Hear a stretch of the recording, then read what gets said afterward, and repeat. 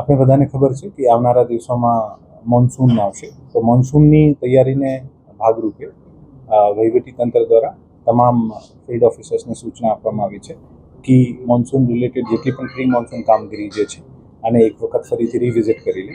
આપણું જે disaster control room જે છે, આ ડિઝાસ્ટર કંટ્રોલ રૂમ આપણું ચાલુ છે અને રાઉન્ડ ધ ક્લોક ચાલે છે.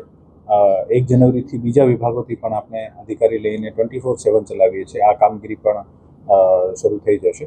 સાથે સાથે ડિઝાસ્ટરના જેટલા પણ ઇક્વિપમેન્ટ છે, જે પણ અગાઉમાં સરકાર દ્વારા આપવામાં આવ્યા હોય અથવા આપણે અહીંયા જિલ્લા તંત્ર તરફથી વિકસિત કરવામાં આવ્યા હોય, આ તમામને અદ્યતન કરવા, આનું રિપેરિંગ કરવા અને આના સારી પરિસ્થિતિમાં લાવવા માટે સૂચના આપવામાં આવે છે.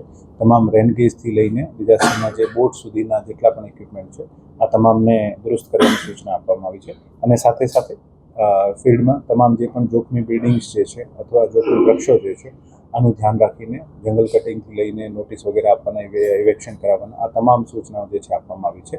અને હું અપેક્ષા રાખું છું કે તંત્ર દ્વારા આવનારા મોન્સૂનમાં આ તમામ તકેદારીના ભાગરૂપે કોઈ પણ બનાવ ના બને અને કોઈ પણ સંજોગોમાં બનાવ બને તો આ બનાવને ઝડપથી પહોંચીને હાથોહાથ જે છે અને જે છે આનો અહેવાલ આવે અને આના જે પણ કમ્પન્સેશન અથવા સહાય હોય, અમે પ્રયત્ન કરીશું કે વિધિન 24 અવર્સ જે છે આ સહાય બધાને ચૂકવી શકીએ.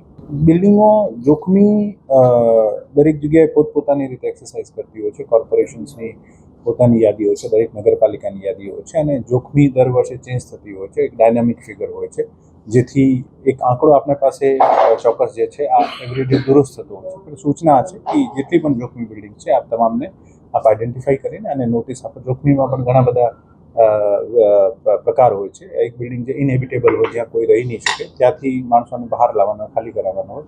અને જ્યાં દુરુસ્ત થઈ શકે છે અથવા જ્યાં ઠીક થઈ શકે છે અને રિપેરિંગ માટે પણ આપણે ઇન્ટિમેશન કરતા હોઈએ છીએ.